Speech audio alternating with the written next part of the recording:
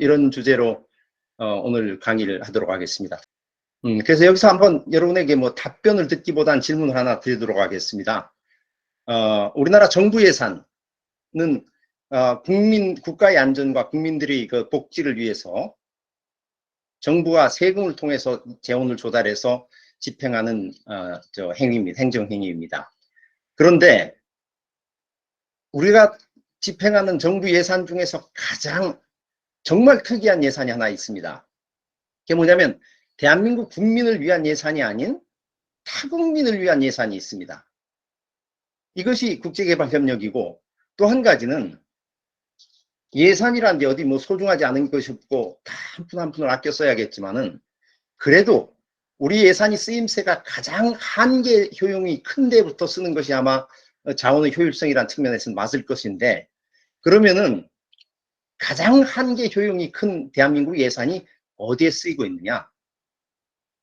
그건 세계 빈민들을 구제하기 위한 국제개발협력 예산이라고 생각합니다. 그래서 이 예산은 단순히 우리 세금이 아니고 정확하게 따지면 국민들의 성금입니다.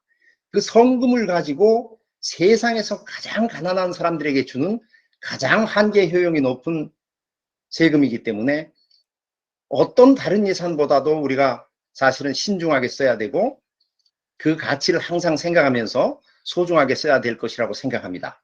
그런데 현실은 그렇냐? 상당히 그렇지 않습니다. 그래서 오늘 제 말씀은 과연 한국의 국제개발협력은 잘 사용되고 있는가? 누구를 위하여 종을 울리는가? 여기서 누구는 사실은 세계의 빈민들이 될 텐데, 과연 대한민국의 개발협력의 종이 과연 세계 빈민들을 위해서 정확하게 쓰이고 있는가? 그러기 위해서 우리가 노력하고 있는가 하는 것을 한번 좀 다시 검토해보는 이런 시간을 갖도록 하겠습니다. 우선 한국 국제개발협력의 현실, 즉 역사와 현재에 대해서 간략하게 말씀드리도록 하겠습니다. 여기 계신 선생님들은 여기 올려져 있는 그 밀가루 푸대에 상당히 익숙하실 겁니다. 어렸을 적에 PL480이라는 잉여 식량 농산물을 우리나라에 주었고, 초등학교 국민학교에 갈 때 뭐 저도 받아본 적이 있습니다. 뭐 주머니를 들고 와서 옥수수 자루를 받아오기도 하고 옥수수 빵을 가져가기도 하고. 당시 1950년대 정부 예산의 2분의 1 이상이 해외 원조였었습니다. 그리고 잘 아시다시피 주요 국가 기관 시설도 우리 정부가 돈이 없어서 특히 초창기에 50년대, 60년대, 70년대 초반까지도 해외 원조 혹은 차관에 의존할 수밖에 없었던 시절이 있었죠. 그러다가 대한민국 경제가 성장하면서 1987년부터 저희 나라가 이제 공화국으로 역사를 시작합니다. 한 가지 좀 양해를 구할 것이, 저는 그저 그냥 보통 사람들이 와서 이 강의를 들으신다 하는 입장에서 제가 좀 말씀을 드리도록 하겠습니다. 그래서 1987년에 당시 경제기획원에서 경제개발협력기금이라는 걸 만들어서 수출입은행에서 운영할 수 있는 위탁기금으로 만들었고, 현재도 그 양태를 띠고 있습니다. 그 다음에 1990, 그게 이제 이쪽 업계 얘기로는 유상원조라고 불리는 겁니다. 말하자면 속칭 말하면 차관인데, 양호성 차관. 국제시장의 시장금리보다 훨씬 좋은 금리로 주는 거죠. 두 번째, 이제 1991년에 외교부에서 한국국제협력단이라는 코이카라는 걸 만들었습니다. 이게 이제 말하자면 무상원조기관입니다. 그리고 이제 이 주요한 뭐랄까 몇 가지 이정표를 말씀드리자면, 2010년에 우리가 OECD 개발원조위원회에 가입을 했습니다. 모든 OECD 회원국이 DAC 회원국이 자동적으로 되는 게 아닙니다. 잘 아시다시피 우리는 1996년에 OECD에 가입했음에도 불구하고 2010년에야 DAC 회원국이 가입할 수 있었고, 이것이 어떤 면에서 진정한 공여국이고 진정한 선진국인 것 같습니다. 그래서 우리나라는 현재 2021년 현재 DAC 30개국 중에서 약 15위 규모의 원조를 125개국에 한화로 약 3.27조 원을 작년에 불출했었습니다. 그러면 이제 한국 국제개발협력이 참 많은 장점을 가지고 있습니다. 이건 뭐 특별히 뭐 이론적인 것이라기보다는 이슈를 위해서 내가 이렇게 나열한 것인데, 여러분들도 다 들어보시면 수긍이 가실 것입니다. 첫 번째, 한국은 수원국에서 공역으로 탈바꿈한 유일한 DAC 국가입니다. 그건 무슨 얘기냐? 우리가 수원의 아픔을 기억하고 있고, 아직도 또 동병상련의 어떤 이 정서를 우리가 가지고 있다는 얘기입니다. 두 번째는 대부분의 사실은 해외 원조가 과거 제국주의들이 피지배권을 위해서 제공하는 일종의 속죄의 수단으로 쓰이고 있는데, 저희는 뭐 잘 아시다시피 식민 지배를 한 경험이 없고 식민 지배를 당했던 나라이기 때문에 저희들의 원조는 제국주의적 동기는 없고 매우 순수한 원조인 것입니다. 세 번째, 저희 원조는 희망을 전달하는 원조입니다. 그래서 그냥 잘나서 너희들이 가난하니까 주는 것이 아니고, 정말 최빈국에서 첨단 공업국으로 경제 기적을 기록한 나라이기 때문에 받는 사람들로, 야, 이런 나라로부터 우리도 그럴 수 있겠구나 하는 희망을 전달할 수 있고, 동시에 이렇게 포장해서 보낼 수 있습니다. 네 번째, 우리는 이제 굉장히 새로운 신흥 공유국이기 때문에 기존의 서구 중심의 원조 관행을 조금 개선할 수 있는 그 가능성, 새로운 규범을 진출할 가능성과 그런 어떤 계기를 마련할 수 있는 나라입니다. 다섯 번째, 굉장히 요즘 와서 중요한 얘기인데, 우리나라의 원조가 지속적으로 성장했습니다. 그래서 시작할 때는 물론 DAC 꼴찌에 가까웠죠. 그러나 지금은 이제 DAC에서 중간 정도 올라왔거든요. 다크 원조위원회에서.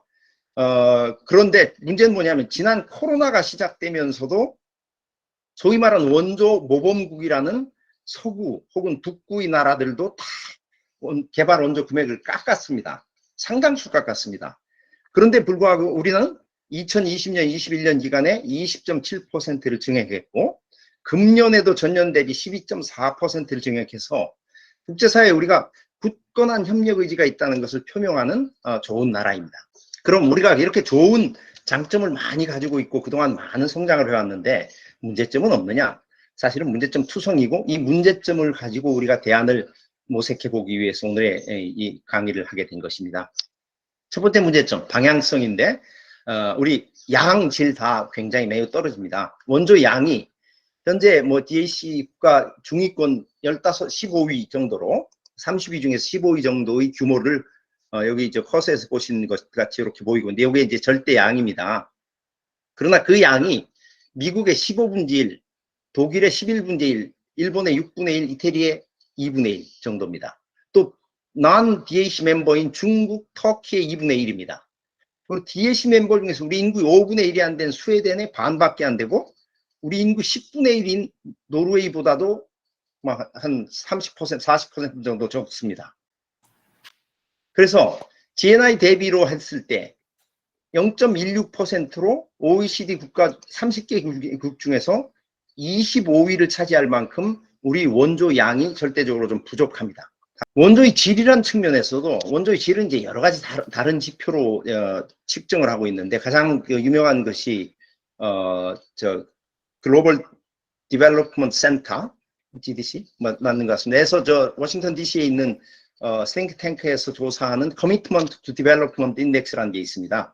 과연 한 나라의 원조가 다른 나라의 경제 개발에, 뭐 여기서 참 경제라는 얘기를 빼야 됩니다. 개발에 얼마나 기여를 하는가 하는 것을 조사를 해보면, 대한민국 조사 대상국 40개국 중에 24위인데 DAC 회원국 중에서는 거의 바닥 수준입니다. 그건 무슨 얘기냐? 우리나라 원조의 질이 매우 안 좋다는 얘기입니다. 국제사회에서 평가하는. 그래서 그 다음에 이제 조금 아까 원조의 방향성에 대해서 질과 양이 다 부족하다는 걸 얘기했고, 구조적으로 우리가 또 어떤 문제점을 가지고 있느냐 하면요.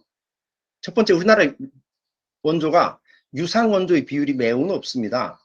국제사회에는 대부분 100% 무상 원조 하면, 원조 이름 100% 무상 원조를 생각하고 있는데, 우리나라는 무상 원조의 비율이 아직도 100%가 못 되고 66%, 이것도 많은 개선을 이루었습니다. 사실 10년 전만 해도 유상 원조가 더 많았습니다. 절대적으로. 지금 66대 34로 2020년에 나와 있고, 이런 원인은 사실은 우리가 이 원조 자체를 순수한 개발 협력 내지는 어떤 자선으로 시작한 것이 아니고, 하나의 어떤 그 차관으로서 우리나라 수출을 진흥하기 위한 보조적 수단으로서 이용했기 때문에 이런 결과가 있는 것 같습니다. 두 번째, 우리 문제점에서는 높은 구속성 원조입니다. 이 구속성 원조라 하면 원조를 집행하는 데서 필요한, 예를 들어서 업자들을 한국 기업을 써라, 한국 물자를 갖다 써라, 한국 사람을 써라, 이런 어떤 이 꼬리표를 붙이는 겁니다. 근데 이런 어떤 타이드 원조, 그 꼬리표 붙여 있는 원조의 비율이 우리나라 다른 나라에 비해서 훨씬 높습니다. 이 타이드 원조를 없애자고 이제 얘기를 하는데, OECD 다크 평균이 16.1%인데 우리는 55.4%이고, 그러다 보니까 대한민국 유상원조, 수출입은행을 통해서 진행된 유상원조의 집행률이 매우 낮습니다. 무슨 얘기냐? 한국 원조 별로 달갑지 않다는 얘기입니다. 다른 나라들은 집행률이 보통 한 70% 가는데 우리나라는 EDCF에서 집행률이 41.5%밖에 안 됩니다. 그 다음에 세 번째, 원조 집행기관이 매우 분절화되어 있습니다. 이건 이제 나중에 조금 더 많이 얘기할 것이기 때문에 그냥 넘어가도록 하겠습니다. 네 번째, 단기적 가시적 사업에 치중하고 있습니다. 뭐 우리나라 예산도 그렇지만 이걸 뭐 단연 예산 뭐 이런 식으로 좀 허용을 하지 않기 때문에 굉장히 1년 만에 성과를 보고 금방 그 결산할 수 있는 이런 사업에 치중하는 경향이 있습니다. 그 다음에 다섯 번째, 이건 이제 시각의 문제인데, 이제 개발협력이 사실 양면성이 있기 때문에 어느 나라고 사실은 국익 실현이라는 것을 도외시할 수는 없습니다. 또 세금으로 나가기 때문에. 그런데 우리나라에서 유독 이 점이 굉장히 강하게 부각되고 있습니다.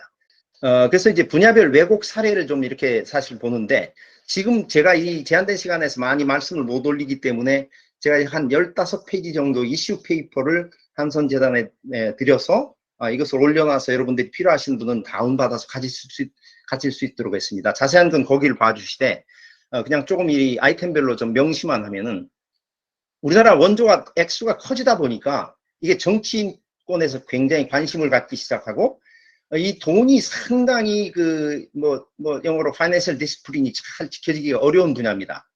대한민국 안에서 행해지는 예산 집행도 참 비리가 많은데, 이거는 컨트롤 할 수 없는 저 멀리 저 아프리카에서 뭔가 진행되고 이러기 때문에 사실은 굉장히 정치적 오염되기가 쉬운 겁니다. 그래서 이제 본격적으로 원조가 늘어나기 시작하는 이명박 정권기에는 자원 외교 속에 이 개발원 협력이 끼어들면서 굉장한 사실은 그 왜곡상을 보였었고요. 박근혜 대통령 시기에는 이제 새마을 운동이 이제 부각되면서 1970년대식 그 사고와 정부 주도의 농촌 개발 운동이 개발 현장에서 아주 굉장히 강조됐었습니다. 당시에 또 이제 KAD라는 말 속에서 K-팝, 무슨 K-컬처, K자로 그냥 도배를 하면서 이거를 집행하기 위한 현장에서의 나름대로의 진지한 노력인데 국제사회에서 보기엔 정말 코미디에 가까운 일들도 많이 벌어졌었습니다. 그 다음에 이제 문재인 대통령 집권기에는 사실 적폐청산이라는 것이 정권 내내였던 하나의 이 화두였었는데, 적폐를 청산한다는 미명하에 이 파벌적 운영이 되면서 끼리끼리 문화 속에서 우리나라의 그 개발 협력이 상당히 좀 오염되고 상당한 비리가 지금 발생했던 것으로 알고 지금 현재도 사실은 조사가 진행 중입니다.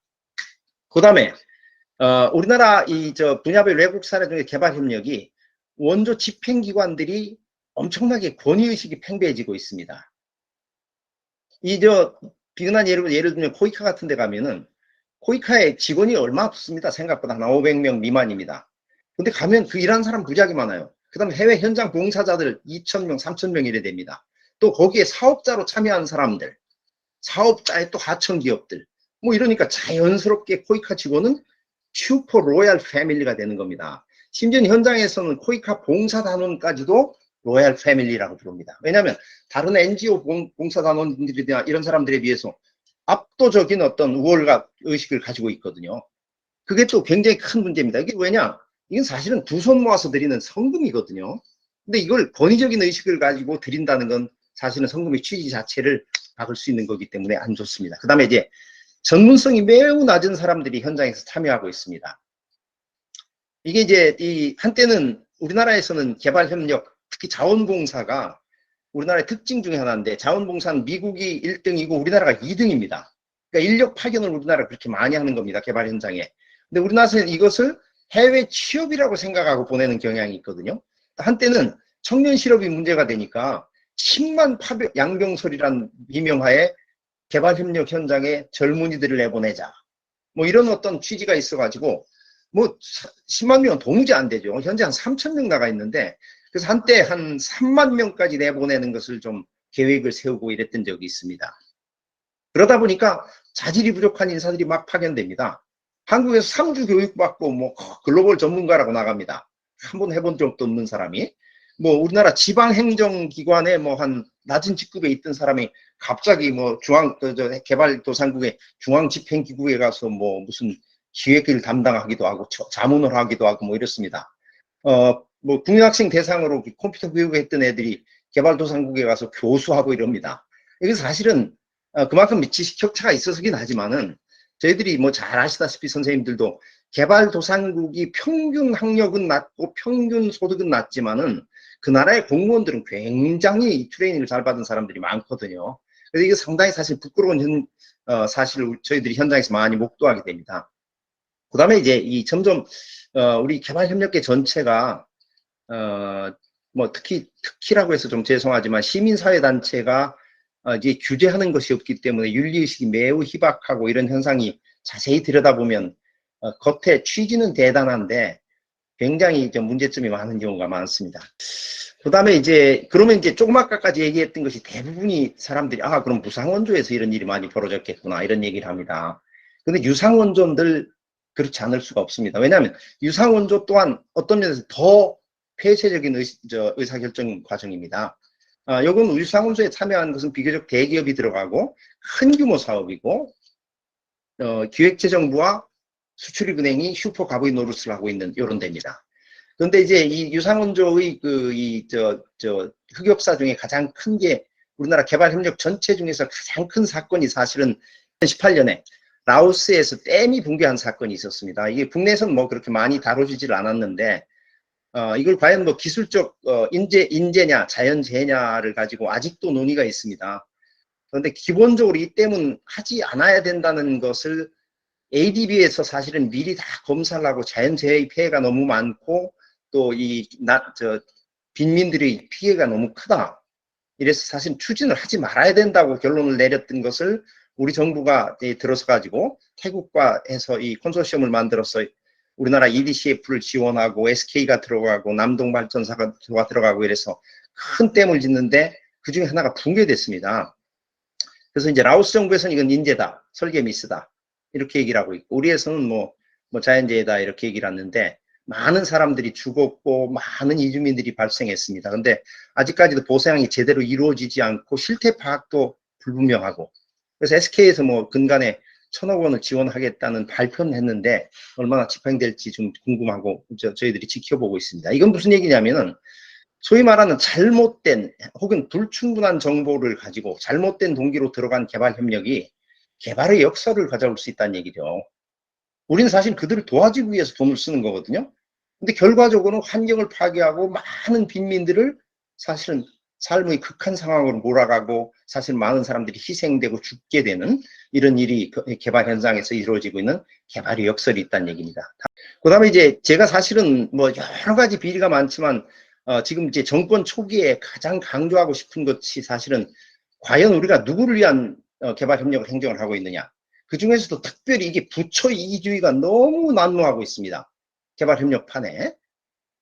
그래서 이제 제가 이제 부처 이기주의와 뒤틀린 원조 행정 체계에 대해서 다시 한번 강조를 말씀을 드리려고 하는데 우리나라가 처음부터 사실은 유상 원조가 먼저 시작한 잘못된 관행이 있고 그 사고방식이 아직도 장을 지배하고 있습니다. 그래서 저는 이게 잘못 끼워진 첫 단추다. 그래서 시작을 유상 원조부터 시작했다는 것이고 이게 많은 이 유상 원조에서 무상 원조로 많이 이행이 이루어졌지만 현재도 사실은 보시면은 그 2021년 지출 규모를 보시면요. 기획재정부와 EDCF가 외교부와 코이카보다도 훨씬 많은 예산을 집행하고 있습니다. 그래서 이게 뭐냐면 아직도 우리나라의 개발협력의 장의 판도를 쥐고 있는 기획재정부와 EDCF입니다. 이건 전 세계적으로 아주 특이한 경우입니다. 일본도 이렇지 않습니다. 어느 나라도 이렇지 않습니다. 그 다음에 이제 42개 기관 부처가 도합해서 44개 기관이 직접 참여하고 있는 구조입니다. 이것도 전 세계적으로 유례를 볼 수 없는 구조입니다. 그래서 이게 이제 뭐냐? 엄청나게 많은 분절화가 이루어지고 있습니다. 이제 분절화, 프래그멘테이션 혹은 뭐 파편화라고도 합니다. 그 다음에 우리나라 가장 정말 웃기는 것 중에 하나가 이게 무상과 유성이 싸우다 보니까 서로 뭐 티격태격 하다 보니까 둘 사이를 조정하라는 역할을 주기 위해서 총리실에 개발협력실을 만들었습니다. 근데 처음엔 과장급으로 해서 개발협력위원회를 지원하다가 여기 국장급이 됐다가 국장이 2개가 됐다가 이 코로나 와중에 이걸 본부장으로 만들어서 1급 공무원이 지금 주관하고 있습니다. 그건 이건 완전히 사실은 제가 그 cart before the horse 했듯이 이건 뭐 전 세계적으로 이렇게 최고위급이 개발협력에 참여한 나라 아무 데도 없고 직접 참여해서 조정하고 있는 나라 아무 데도 없는 구조고 동기부터도 저는 그 과정을 알죠. 처음에 과에서 국을 만들 때 그 당시에 그 박영준 왕차관이라고 불렀던 사람이 개발협력계 인사들 앞에서 국제개발협력위원회 설명하면서 이건 조정만 끝나면 없어질 임시기구입니다. 이렇게 얘기를 했던 겁니다. 근데 그게 그냥 남아가지고 뭐 소위 말하는 뭐 파킨슨스 법칙이랍니까? 솔직히 만지면 만질수록 커지고 이상해지는 그죠? 그런 구조가 있는 것 같습니다. 그래서 제가 제 글 속에 우화로서 제가 이 관계를 좀 보여주기 위해서 오다교 지키기라는 우화를 만들어서 한 3페이지짜리를 만들어 놨습니다. 이걸 좀 읽어봐 주셨으면 좋겠습니다. 그럼 과제는 뭐냐? 대한민국 원조의 지향점을 제가 MBA라고 했습니다. More and Better Aid. 요 사진, 요 도표를 보시면요. 요 수직선이 퀄리티입니다. 이 수평선이 퀀티티입니다. 대한민국이 여기 있습니다. 그럼 이제 여러분 보시기에 확실한 어떤 지향점이 보이는 거죠. 대한민국이 앞으로 나아갈 방향은 More Aid, Better Aid. 즉 MBA입니다. 이 방향으로 나가야 될 것 같습니다. 그래서 아직도 우리는 많이 처져 있다. 그래서 이제 원조 추진 체계는 어떻게 해야 되느냐. 이게 역시 뭐 국회 규범을 따라야 됩니다. 뭐 전 세계적으로 OECD, 다크나 이런 데서 권유하고 있고 실제로 집행하고 있는 관행입니다. 세계 어느 나라도 국무총리실이 관여하고 있지 않습니다. 세계 어느 나라도 경제기획원, 기획재정부가 앞장서서 하지 않습니다. 그 기관들은 다 또 개별 전문기관들은 다 참여하되 2차 행정기관으로 들어가야 됩니다. 2선 집행기관으로. 수원국과의 접촉 창구는 개발협력은 1선 집행기관으로 포이카를 앞세우고 정책기관으로서 외교부가 이걸 조정하는 역할을 하는 것이 바람직하다는 것이 제 주장이고 그것이 국제 관행이고 옳은 것일 것 같습니다. 그래서 자, 그럼 이제 과연 이런 논의를 뭐 저도 뭐 국회에 가서도 하고 뭐 수십 번 다녔던 사람입니다. 뭐 신문에도 무지하게 많이 쓰고 전혀 안 지켜집니다. 그러면서 이게 고차가 되는 경향인데 이게 뭐냐? 사실은 부처이기 때문에 그렇습니다. 특히 42개 부처가 43개죠. 총리실, 기획재정부 42개 부처가 외교부 하나를 압박하는 형세가 되어 있습니다. 사실 관행은 외교부거든요. 국제사회의 관행은. 또 그렇게 권고되고 있고. 따라서 이거는 평상시에는 도저히 집행할 수 없고 평상시에는 도저히 고칠 수 없는 구조입니다. 잘못된 걸 알면서도 어느 누구도 앞장서서 개별 부처에서 우리 거 내놓겠다. 뭐 그 장관은 바보 되는 거죠.